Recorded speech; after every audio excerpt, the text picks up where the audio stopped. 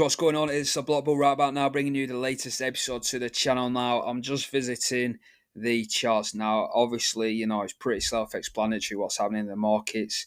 The markets are correcting, but first and foremost, I want to just take a look at XLM Stellar just to get a better insight as to where we're going, because I do believe XLM Stellar was probably one of the first sort of altcoins to really get going in this cycle, okay, back in sort of anywhere between the 5th and the 7th of November. So 5th, we had US elections.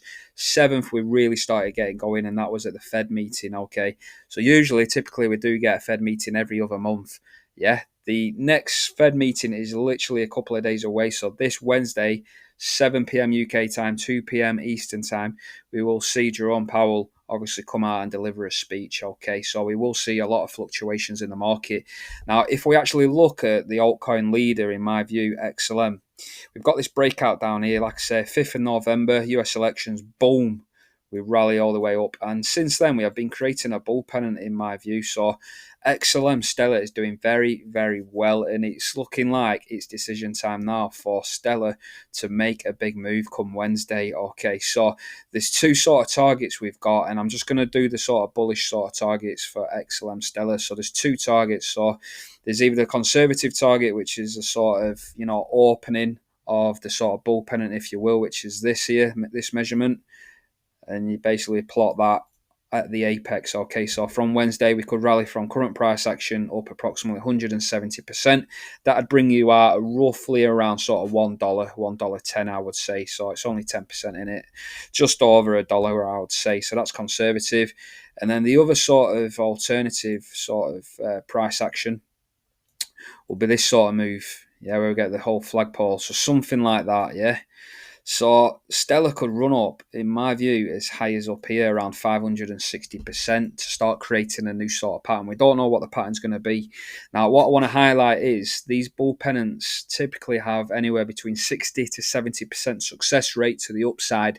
So there's still a 30 to 40% risk involved that this will fail. Okay, so this is basically what we get paid for. We don't know. We've not got a crystal ball. We're just showing you guys the charts, yeah. Ideally, if we was really good TA, and a lot of people, a lot of speculators, people who watch these channels believe TAs have got a crystal ball. We can chart, but ultimately, charting will only take you so far. You're still left with probabilities. So all we can really do is tell you guys the probabilities of the outcome that's going to come. Typically, over a long haul, if you're taking 60 to 70%, probability of winning, over the long duration, even though you're going to lose 30 to 40% of your trades, over the long term, you are going to make money. So we need to be taking these 60, 70% probabilities in our favor to the upside. So to me, altcoins are still a buy at this point. Okay, so we're looking for a big move on Wednesday.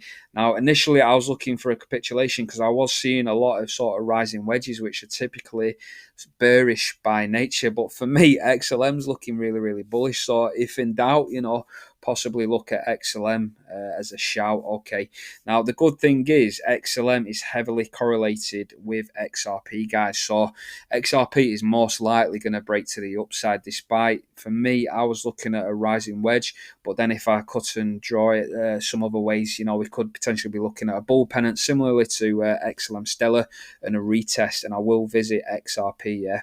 So we'll do XLM now, XRP, and then we'll finish off with Onyx coin, XCN, as well, because a lot of you guys are following me in that particular trade.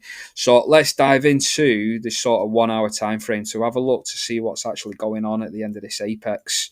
So this is us zoomed in. Now you can see here we've actually been trading above this sort of apex here since around mid sort of January. We've basically been grinding down, and you can see these big wicks now. So there's a lot of volatility coming into the market now, some whipsaws. Whipsaws are a trader's nightmare. If there's one thing I don't want to see in the market is a whipsaw, because it literally just takes all the stops, all the liquidity, everybody just gets wrecked, yeah? So it's not just me, it's not just you, it's everybody in the market. Everybody worldwide is currently getting wrecked in any positions, which is why 90% of people just hodl, yeah? because there's less stress involved than actually trading the markets. So this is what's happening here. So we've got a massive wick up there, take the liquidity, and all these people that are longing at this point have obviously been ragged down. They've been ragged around like a rag doll, and then we've lost the apex. So there's actually tons of fear in the market, especially this morning. Loads of fear. XLM has then ran up to retest the wedge, okay, and it looks as if XLM's facing rejection at this point. So there's a lot of emotions going into this Fed meeting now on Wednesday, 2 p.m. Eastern time. Okay, Jerome Powell will come out, deliver the speech, probably 7:30 before, if he finishes off, delivering his speech. I don't know if it's 7:07 he begins his speech, but yeah, we'll know what the interest rates will be from 7 p.m. UK time, 2 p.m. Eastern. So that's basically what's happening at this moment in time. But ultimately, we need to be taking these 60-70% success rate trades. We only get these sort of super cycles every other cycle, in my opinion. So you'd have a normal cycle, and then you'd have a super cycle. So last year we were suppressed. We all know that. All the XRP holders know we was in a suppressive cycle last time around. This time we're in a super cycle. So in my view, it's just a case of hodling the bag. Now, if that's the case, if we do go over to XRP did break down a bull pennant, okay, on this sort of smaller time frame. So I'm just going to paint the picture for you guys what I was seeing. So I was looking at a bull pennant initially, and I was drawing something like this, and yeah. So this is where we were playing. So we got this sort of mouth here, and this sort of convergence here at the apex. XRP brought down, yeah. So that 30-40% probability of pennants breaking down, the 30-40% won. Yeah, which is why we actually saw that capitulation. The good thing is with bull pennants is they can break down into a bull flag, which are statistically better in terms of win probability. So your win probability goes from 60 to 70% all the way up to 80% with a bull flag. So this is potentially what is playing out now is a bull flag. Yeah, you can see XRP is recovering now. So this is XRP. If we go out to the daily, let's have a look at a bigger sort of time frame. So this is a rising wedge. We could see a breakout in the short term, get up to about $4 and then look to roll over. However, there are other ways of sort of drawing this TA in. So again, guys, this is up for you to decide however you want to sort of perceive these markets. So initially, we was looking at a bull pennant similar to XLM or like this, okay. Something like this. So really, we could have had a breakout early doors from this sort of bull pennant. And then all we do is if we extend this sort of supply and demand zone along this sort of support level, we could have broke out, retest, and we've rejected violently, really, off that sort of support. So it's been bought up really quickly. So we could be going higher with XRP. And the only reason why I would suggest XRP would be going higher at this point before we was looking for any sort of correction is just because of the XLM chart. That's the only reason why I believe XRP could go higher, yeah, because we have got these two shells down here. If the bull pennant, bull flags, ascending, sort of rising wedges do come to fruition, yeah, because ultimately a rising wedge like this is bearish, yeah, so we could roll over to the downside and start taking out these two shells down here. So it's all a risk, guys. Yeah, crypto is risky stuff, but this is why we're in crypto, because ultimately, if it does come our way, which most likely it will do, because we're in a bull market ultimately. And if it does go against us, you know what? We just hodl the bag. Sooner or later, these markets going to pick up again. So in my view, you probably just want to hodl at this point. But anyway, let's get to our trade with XCN over here. So I did post out this tweet earlier. So there's 3 lots of TA that is strong confluence at the moment to suggest that we could get up to sort of 9, 10, 11 cent at the top of this third Elliott wave. So we've got fib levels.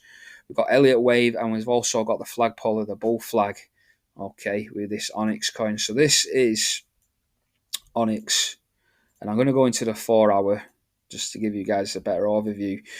Now, what's happening here is we've got a rising wedge, which is typically bearish structure, okay. So this, for me, is been playing out a longer period of time as opposed to the Elliott wave. So in my mind, the rising wedge is stronger TA than Elliott wave. So what I'm saying is we've got smaller patterns basically playing out in a wider sort of environment. Okay, you get patterns inside patterns. Okay, it's just the way it is. But ultimately, these smaller patterns can sort of disrespect the sort of macro structure, if you will, inter-errorly. So what I'm saying is, I still believe this sort of fib levels are going to start taking place now.